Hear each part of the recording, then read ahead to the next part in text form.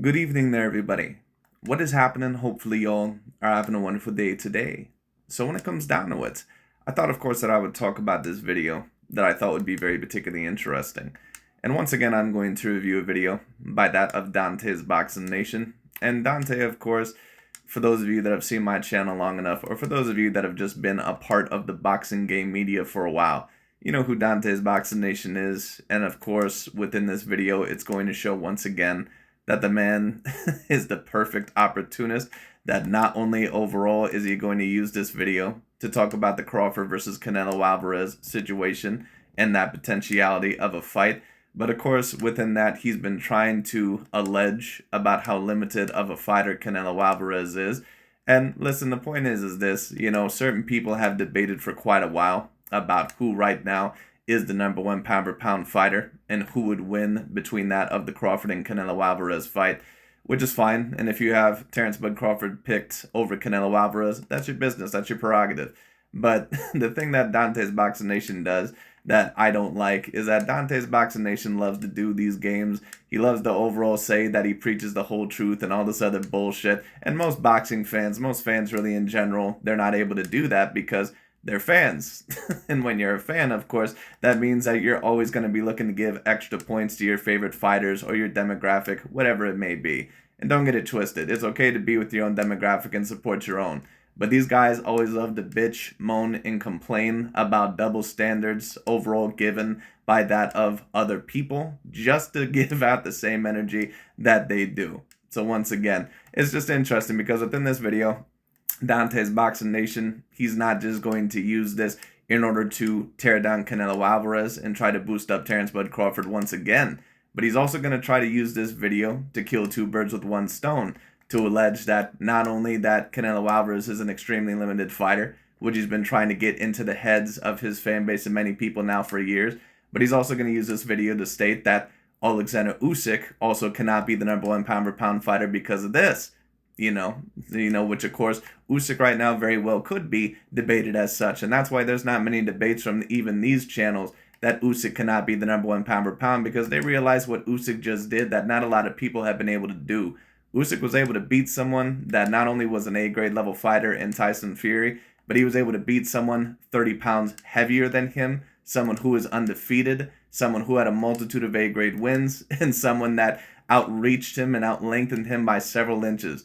People can say whatever they want to, and if you want to debate that Crawford is over Usyk for a career, you can state that if you want to. But what Usyk was able to do has to be up there, at least somewhat, with what Leonard was able to do, Sugar Ray Leonard over Marvin Hagler, and also what Floyd Mayweather Jr. was able to do several years ago, or actually probably more of a decade now, against that of Canelo Alvarez. Say whatever you want to, but Crawford has never done something like that in his career. Does that mean that he's not a great fighter? Does that mean that Terrence Bud Crawford is not an all-time great fighter and that he does not deserve to be mentioned maybe within the same breath of those fighters? Maybe not, but Dante's Boxing Nation realizes overall once again that he has to try to tear down Oleksandr Usyk now as well. He just has to do it in a different form because it's going to be very hard. And he realizes that if he tries to tear down Oleksandr Usyk at face value, that it's going to look even worse because Usyk was able to do something very authentic. He's undefeated. He's someone that's been unified in two weight classes,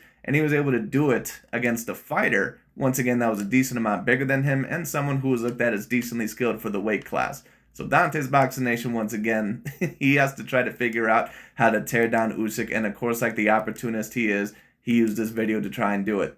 But anyways, let's get into it. Let's see what he has to say. Dante's Boxing Nation, what's going on, guys? So the list gets longer and longer when it comes to other professional fighters that are picking the much, much smaller Terrence Crawford to beat Canelo Alvarez. But out of everyone that's picking Crawford to beat Canelo, this guy, at least he's top on the list of one of the guys that surprised me the most. Because Usyk is somewhat old media's pound for pound fighter of the month. Because even though it's not every single month, old media has temporarily been replacing Terrence Crawford as pound for pound number one, the best fighter, for at least the last 6 to 7 years. Here's the problem with Terrence Bud Crawford. And once again, I like Mr. Terrence Bud Crawford. I love him as a fighter. But up until he defeated Errol Spence Jr., there was never any legitimate argument And people can get pissed off all they want to. They can whine. They can complain. All the Terrence Bud Crawford fanboys can say whatever the hell they want to. But at the end of the day, how can you claim that someone was definitively the #1 pound-for-pound fighter in the world for the past several years, when before the Errol Spence Jr. win, the biggest win in his career, and of course, talking about Sean Porter, because that win only really happened within the past few years as well, the biggest win in his career was against Yuriorkis Gamboa, someone that debatably probably wasn't even an A-grade level fighter, or, I'll give him the level of A-, but someone that also probably never even belonged in that weight class in the first place. The thing is with Terrence Bud Crawford is that he's an all-time great fighter. He's a great, great, great fighter. But at the end of the day, does he have the resume of a Canelo? No. Does he have the resume of what an Andre Ward did? No. Does he have the resume of what a Floyd Mayweather Jr. did or a Manny Pacquiao did? No and no. It is what it is. Crawford is an all-time great fighter. He deserves to be mentioned with some other greats. But once again, Dante will try to sit here and tell you all this shit about how Terrence Bud Crawford, that, they just keep trying to replace him. Well, listen, old media definitely is going to have some racial agendas. There's no doubt about it. Dante does as well. But the question that we have to ask ourselves, for those of us that are going to be logical and objective, was that, is Terrence Bud Crawford, before this recent Errol Spence Jr. win, was he really deserving of at least the definitive title as the #1 pound-for-pound fighter? Now, if you want to debate him as the #1 pound-for-pound fighter within those years, that's up to you. Whatever you want to do. There's a debate there. But to state that it's just definitive, like what Andre Ward's case was, or Floyd Mayweather Jr.'s case was, or Manny Pacquiao's at one point in time, or even Canelo Alvarez's, no, Crawford has never had as definitive of a case as any of those guys, really up until now. And even right now, you could debate Inoue or Usyk as the #1 pound-for-pound fighter. Now, before, this recent Usyk thing, win over Tyson Fury, I probably would have debated Crawford, maybe not completely undisputed, but somewhat undisputed as my #1 pound-for-pound fighter. But now that Usyk was able to do what he was able to do, now you probably have to say that it's neck and neck with that of Usyk and Crawford. And whoever you have as #1, that's up to you. Inoue has a great debate as well, but the thing is with Inoue, in my view, is that I think that his resume is even a little bit weaker than Terrence Crawford's or Oleksandr Usyk's. But you know what? Certain people would debate that. Of course, Inoue has defeated a lot of champions, but, I just don't know how many of those were A-grade level champions. Crawford has defeated, some champions as well, but I would not consider a lot of those A-grade champions. I wouldn't consider Jeff Horn an A-grade champion. I wouldn't consider overall Julius Ndango an A-grade level champion. I wouldn't consider when he faced Thomas Delorme for the vacant WBA title, I believe, at 140 as an A-grade level fighter. The problem is that a lot of those guys, they just don't have a lot of definitive A-grade wins on their career, like a Canelo, like a Floyd, like a Pacquiao. It is what it is. All the way back to when Roman Gonzalez and Dante's Boxing Nation, what he loves to do with Inoue or Usyk or Canelo, a part of the reason why he loves to state that, they can't be on that level is because they haven't faced that many contenders. He did the same thing with Fury. Fury can't be remembered as the greatest heavyweight of all time. He can't be on our top 10 pound-per-pound list because he hasn't faced that many contenders. Right, but you weren't having that same thing with Deontay Wilder when you ranked in the top 5 pound-per-pound. So how come overall, once again, Deontay Wilder was once upon a time in your top 5 pound-per-pound for defeating literally nobodies? Remember that? Remember when the LDBC and new media claimed that Deontay Wilder was the #1 pound-per-pound fighter in the world for defeating fat asses like Chris Arreola and some other guys out there, and Bermain Stavern, his man-tittied ass, for defeating those guys, and Yuan Duapas and all these other bums of the month. But then when it came to Anthony Joshua, who was defeating Joseph Parker and some of these other guys, AJ can't be above Deontay Wilder. Remember that? But these are the same guys that were bitching about how Lomachenko and some of these other fighters were being pushed way too fast because they didn't face that many top contenders. It's really not about the amount of contenders that, these guys face. Really what it is that they want certain black fighters to be at the top, and they're going to make sure they need to make whatever case they need to in order to get them at the top. And old media is going to do the exact same thing. But the thing is that I just don't like the games overall that, Dante's Boxing Nation loves to play. Once again, he's very deceptive. A lot of these guys, once again, they love to claim this shit about, we're all about the whole truth. And no, you're really not.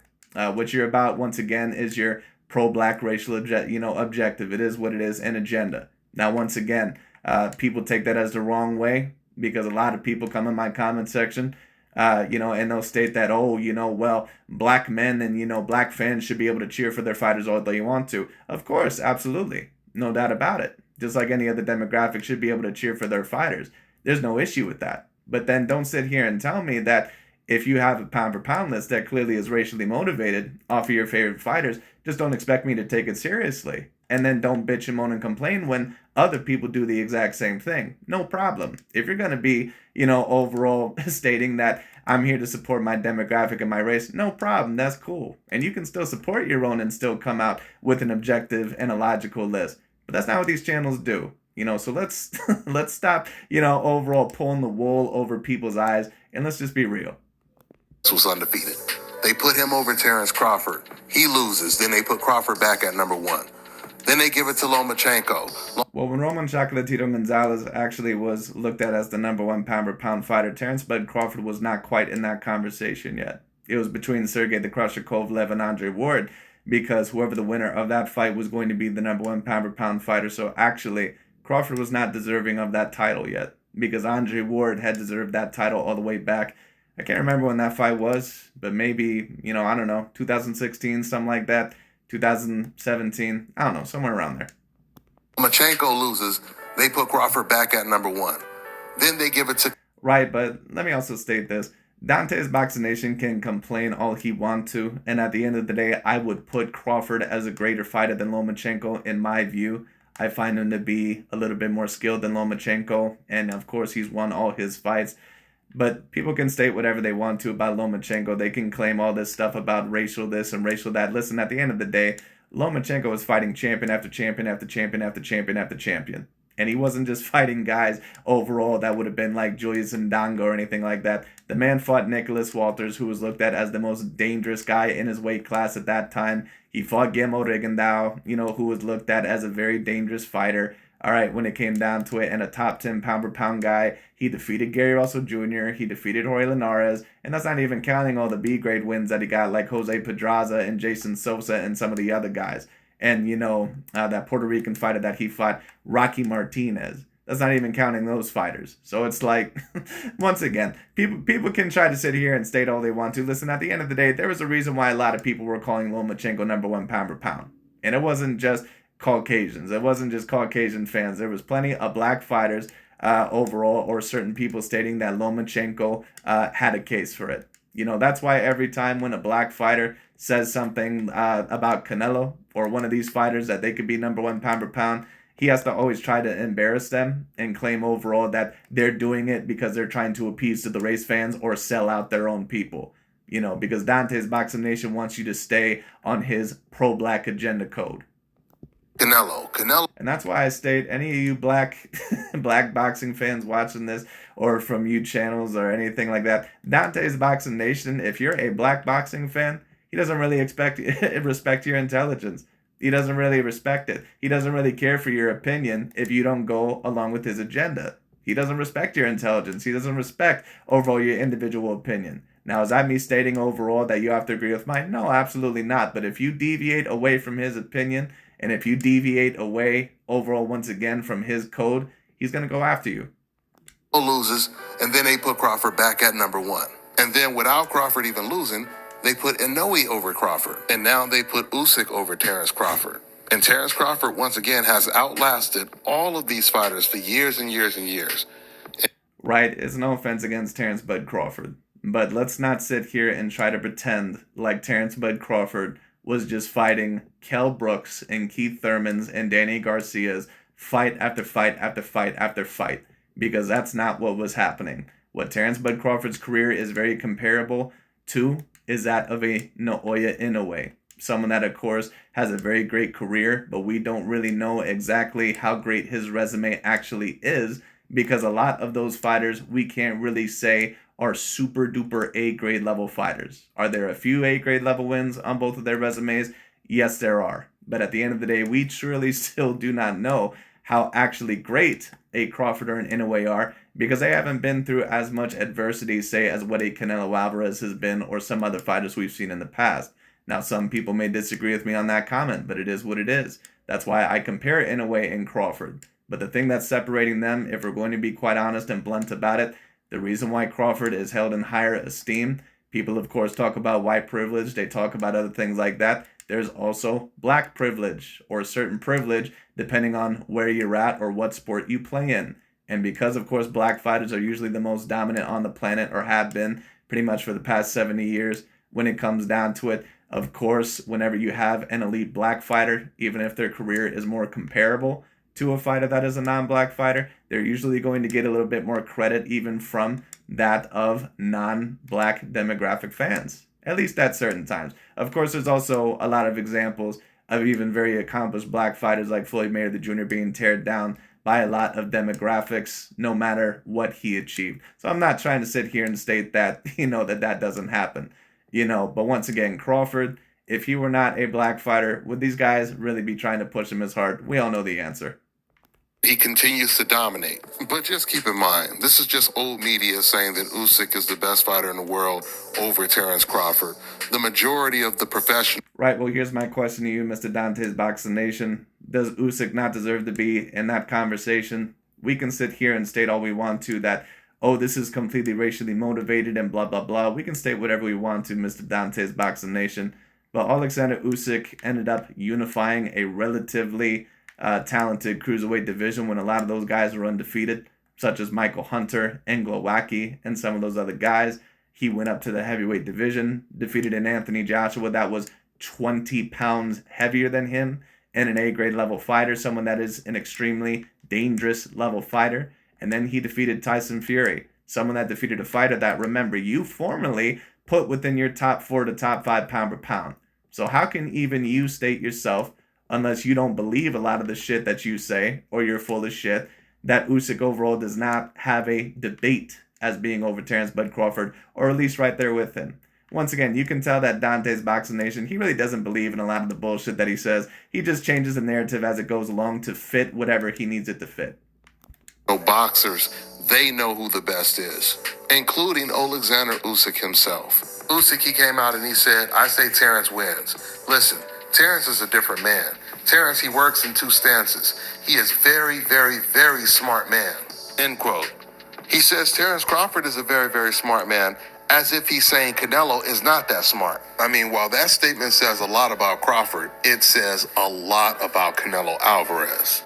Right, so DontaesBoxingNation, what I'm going to tell you is this, is that if so many fighters believe overall that Crawford is going to win this fight, and we see this every time there's a fight like this, every single time where people overall see something, overall, and don't get it twisted. Could Crawford defeat Canelo? He absolutely could. He's an extremely smart fighter. He's quick, he's powerful. He's a guy, once again, that has a high boxing level IQ. And I'm sure that there's certain things that he does that are better than Canelo. There's certain things that Canelo does that I'm sure are better than that of Terence Bud Crawford. But of course, both fighters could have their advantages. We'll just have to see how potentially that fight could go if it ends up happening. But the way that DontaesBoxingNation is trying to make it sound, he's trying to make Canelo Alvarez sound like a Fernando Vargas, like someone that is a very good Mexican fighter, but someone that was never great in the first place, and someone that pretty much was a little bit more smoke and mirrors than what he was actually reality. And if you believe that, then, hey, no problem. That's up to you. I know that DontaesBoxingNation doesn't truly believe that, because he has to tear down Canelo Alvarez on a constant daily basis. But it is what it is. But if you truly believe that, Mr. DontaesBoxingNation, no problem. But then favor Terence Bud Crawford within the Canelo Alvarez fight. Favor Terence Bud Crawford in the Canelo Alvarez fight.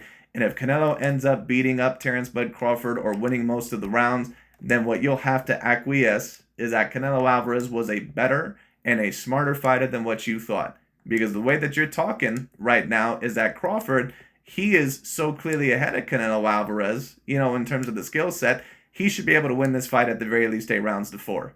If this overall is a fight in terms of the weight, keep in mind that Oleksandr Usyk was just able to defeat Tyson Fury, a man that was 30 pounds heavier than him. Canelo was not even going to be 30 pounds heavier than that of Terence Bud Crawford. So if Oleksandr Usyk can do it, Terence Bud Crawford should be able to do it. In fact, because he's more skilled than Oleksandr Usyk, and because he's so great, and because Canelo Alvarez is such a limited fighter when it comes down to it, then what that means is that Crawford should be even more dominant than what Oleksandr Usyk was. That's what that means. Once again, I don't mind if you're going to favor Terrence Crawford or if you keep saying, all this shit, no problem. But then, let's be real about it once again. Let's let's put Dante's feet to the fire a little bit here.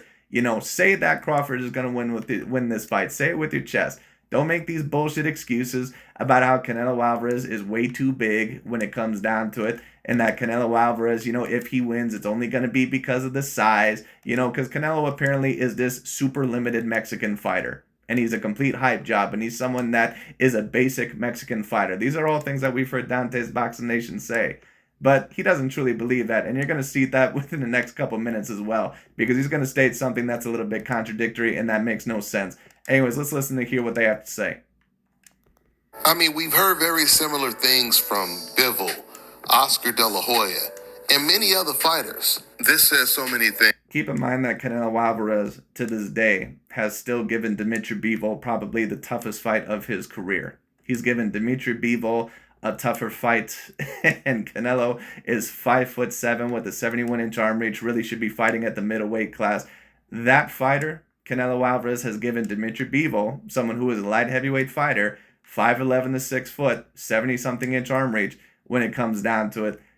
Someone that is extremely fast, extremely powerful, someone that has great feet, excellent Olympic pedigree, and a guy that is undefeated as a professional, and someone that has defeated multiple A-grade level champions within the light heavyweight division or contenders dominantly, like John Pascal and some other guys, or Pascal and some other guys like Joe Smith Jr. He's been able to beat them dominantly. Gilberto Zurdo Ramirez. Keep in mind that this 5'7" dude with a 71-inch arm reach gave Dimitri Bivol probably the toughest fight of his career.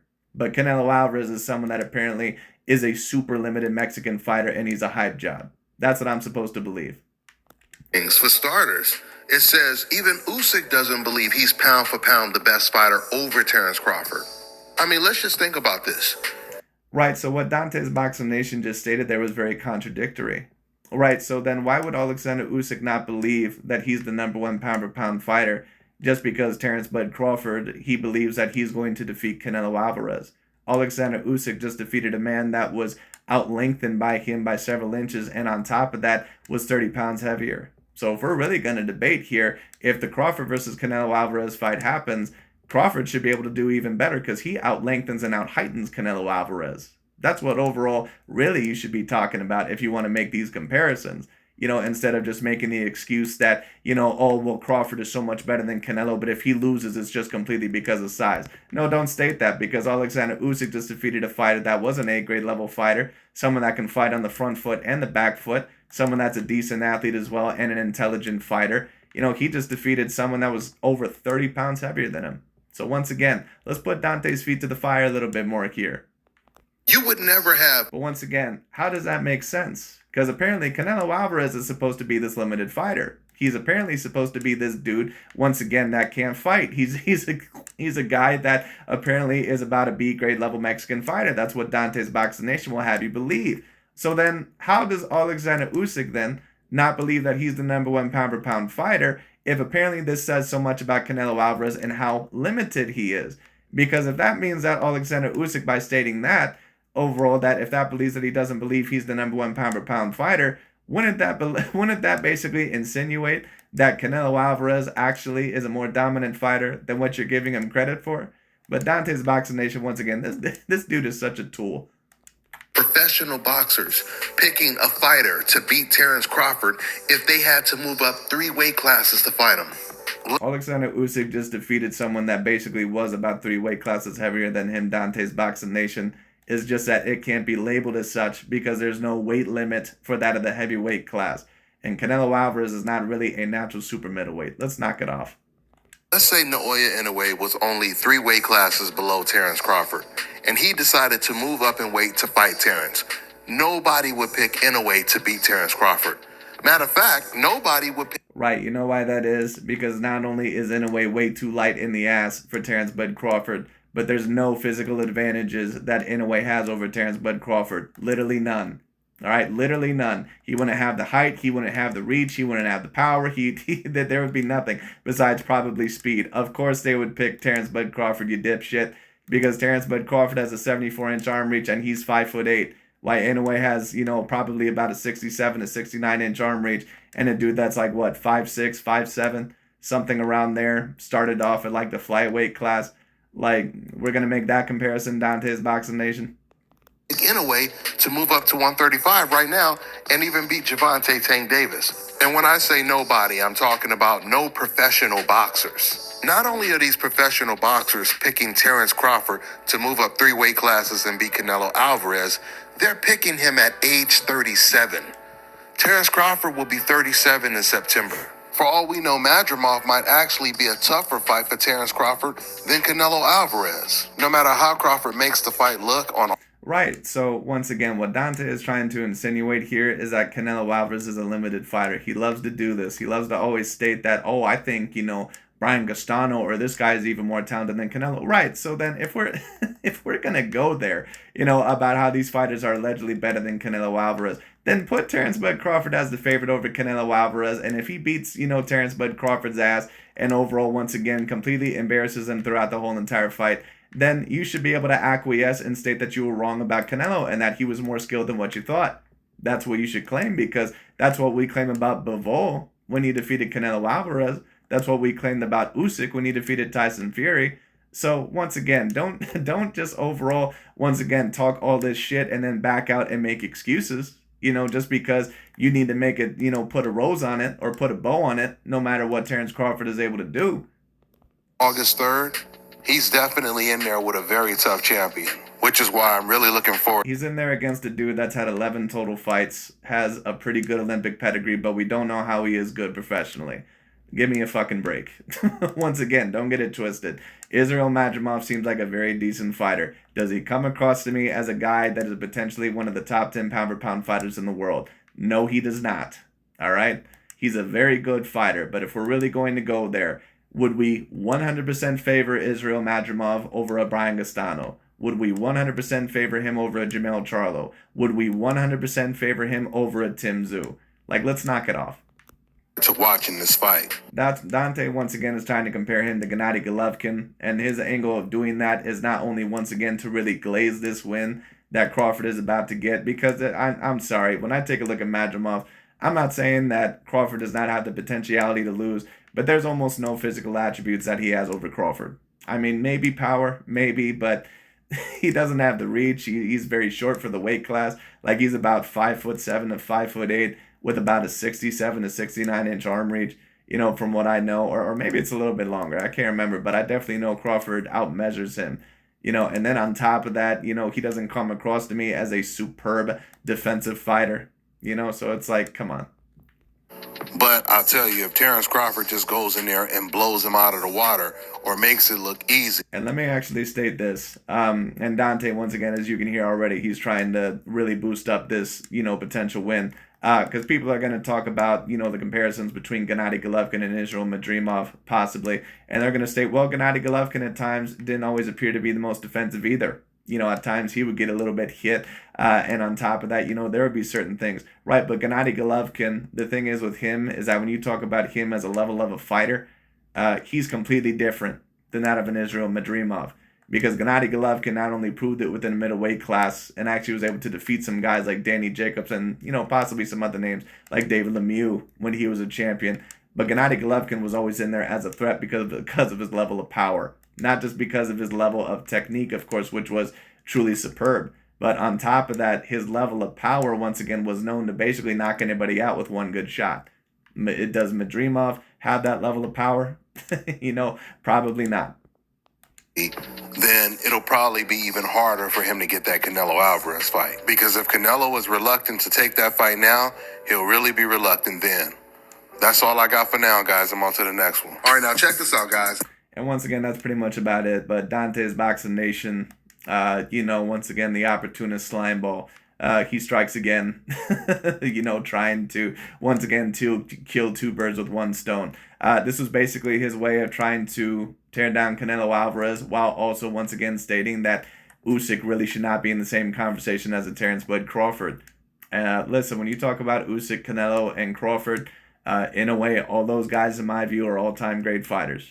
They've accomplished what they've somewhat needed to do. Now, if you want to have a debate about who is over the other, if you're talking about who, in my view, would be the greatest out of all those guys, it probably would have to be Canelo, just because of the amount that he's accomplished. He's won within the most amount of weight classes out of any of those fighters. And on top of that, he's defeated the most amount of A-grade level champions and defeated the most amount of champions.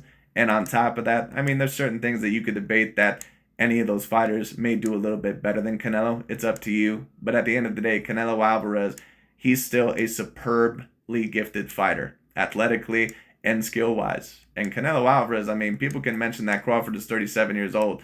Canelo is basically 37 years old. And I keep telling people this because Canelo's been fighting professionally for 18 years. I don't even think Crawford has been fighting as long as Canelo Alvarez has for professional years. So people, once again, they can claim all this stuff about, oh, well, Crawford is 37. And, of course, it's something to keep in mind because 37 years old is not a spring chicken. That's a fighter that, of course, is getting to the point of, overall, to the age, to where he might be declining a little bit in terms of his physical ability. But Canelo Alvarez has been declining in terms of his physical ability for a few years now. And it's been apparent for a few years. He's slower. His stamina is even a little bit worse at this point in time. He's probably a little bit more hittable. Canelo is not at his absolute peak anymore. He's still within a great point in his career. He's still an A-plus level fighter. But is he still that S-tier level fighter that was against Caleb Plant and Danny Jacobs and Gennady Golovkin in the rematch? No, he's not that same fighter anymore. It just is what it is. And it happens. He's been fighting for 18 professional years. It's going to happen. But once again, I just wanted to review this video because Dante's Boxing Nation, once again, if you see what he's up to, it's very easy to pinpoint it or pick it apart. But, Dante's Boxing Nation, I like to review his videos because he loves to preach overall about the whole truth and all sort of bullshit. That's not really what these channels are about. It is what it is. And, to be quite honest with you, that's not really completely what ESPN and some of these other guys are about. But Dante's Boxing Nation, the LDBC, and the new media, they're probably even worse because their demographic is the super, liberal, overall, once again, victimized mentality minorities. And there's probably no worse demographic in the world when you talk about overall that of the super liberal, victimized mentality overall minorities within that of America, because they are constantly overall taught how to be a victim and how overall, once again, to not keep the same standards and how not to keep the right frame of mind. So once again, that's why they have such a big following, because they've been basically brought up and raised like this throughout their whole entire life. But it is what it is. But anyways, that's pretty much about it for today. Thank you all so much for watching. We'll see where this goes. But I knew this video was eventually going to come, but I'm glad that I was able to review it. Thank you all so much for watching. I'll talk to you all later.